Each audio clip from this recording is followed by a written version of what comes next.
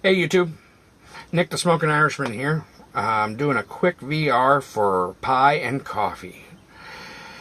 It's for Father's Day, so he wants to either hear a story about our father or a story about us as a father. Well, I'm sorry PieandCoffee, but I didn't want to rip you off, but I just did a video for Heart and Pine for my, for their Father's Day contest about my dad and my stepdad, so I thought I'd tell you a story about me being a father. First of all, I do not have any children of my own. Mrs. Smoking Irishman has a 16-year-old daughter that I am her stepfather. Her dad's not in the picture, so as far as everything goes, I'm her father.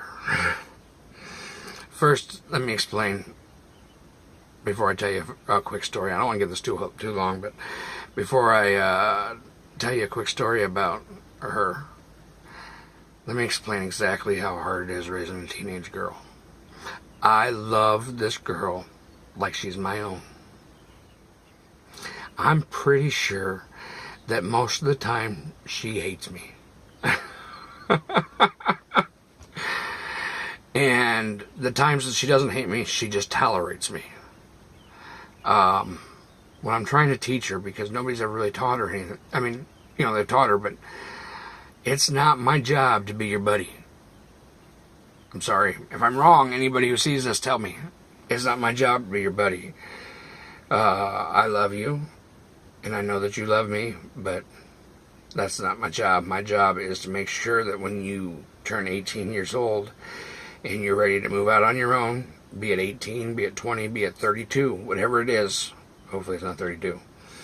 But it's my job to make sure that you can go out and be a productive citizen of society. Make sure that you know how to work. Make sure that you know how to do your chores and all that stuff that you're supposed to learn. Mom teaches you, and I'm not trying to be, don't take this the wrong way, but I am not a cook. I grill like no tomorrow. But Mom's going to teach her how to cook so that she can feed herself when she goes out on her own. My job is to make sure that you know how to work hard, and if there's one thing that I know, it's how to work hard. And I don't accept, I don't accept it. I don't accept, teenage excuses. I'm sorry, but I don't. She doesn't like that. She spends a lot of time with things that she thinks is precious taken away from her. I was going to do this video at home, but I just pulled into the yard and I've done a couple of videos and I was thinking about it, so I thought I should do it now. But I know she loves me, and I know that I've worn off on her because she's a big, huge superhero fan now that she wasn't when her mom and I got together.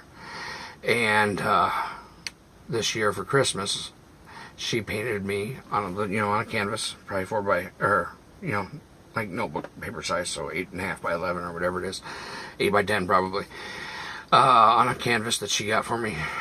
She wasn't 16 yet, and she wasn't really able to work except for babysit or whatever. So she always wants to make something for you for Christmas or Father's Day or your birthday and all that. And of course, we can take her shopping when we buy for the other or whatnot. But she always wants to make something so that she knows that, so that that it came from her. Well, she knows that I think Superman's one of the coolest people in the world. I mean, I try to live by that whole truth, justice, and the American way type thing. Superman's credo. So she painted me for Christmas this year. She painted me on a little canvas, the Superman shield with a blue background. It's the coolest thing in the world. We're trying to find a place to hang it up and everything. We've got a really small house. We're trying to move, but it's not working out so well right now. But it's sitting on a shelf and not in all of its glory that it should be, because she did a really good job. But I want to tell you a story about, real quick, when me and her mom first got together when she was very young.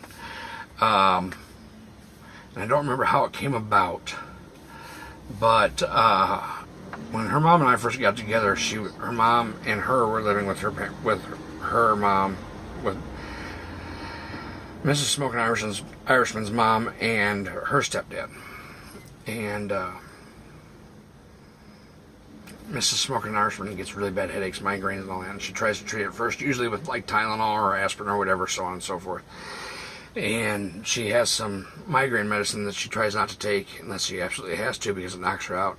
So I was there, and my back was hurting, and so she keeps some of the medicine in her nightstand.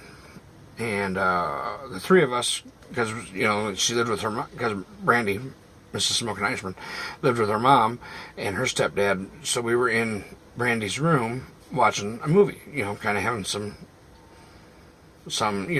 time for the three of us. And my back was hurting, and I asked Brandy if she had any Tylenol. And Brandy said yeah.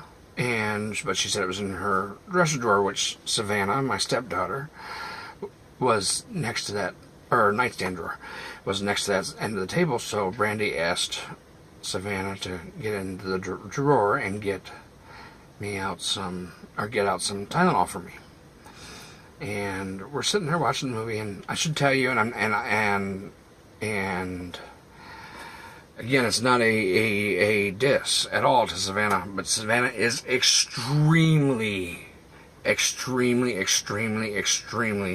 ADHD. And I used to think before I met Savannah that ADHD was just an excuse for parents that couldn't deal with their kids. And I'm sorry, I'm not trying to offend anybody, but that's what I used to think. Now I know differently. She has no focus at all. So I think we were watching a movie, and a little time went by, and I still hadn't got my medicine. My back was hurting, so we looked over to Savannah and asked her, "Did you find that Tylenol?" And she said no. And Brandy said, "Well, it's right there in that drawer." And there was Motrin in there, and Brandy's real migraine medicine was in there. And Savannah said, "Well, there's Motrin and your migraine medicine and some heartburn pills or whatever in there, and there was another bottle in there that I was calling Tylenol by the brand name. I was not calling Tylenol by the pharmaceutical name." And Savannah said, "But there's this other stuff, and it's not Tylenol. It's called acetaminophen." Acetaminophen. Most of us would call that acetaminophen, but not my stepdaughter. And it was that moment that I knew, because I was laughing so hard that I was crying, and I didn't mean to be laughing at her, but acetaminophen was the funniest thing that I had heard in a very long time. And it was at that moment, I was already in love with her mom, but I knew that I was in love with her, and that I was going to be her dad, whether she liked it or not. And right now, most of the time nowadays, at 16 years old, she doesn't like it. But I knew that, I was going to be her dad, and that nobody was going to hurt her. So, acetaminophen. That's my funny story about my stepdaughter.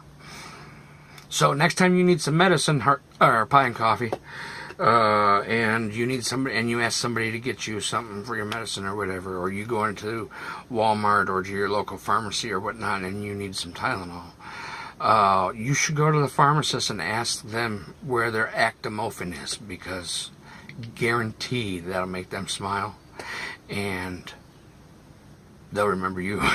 So, congratulations on your subs. Thanks for the contest.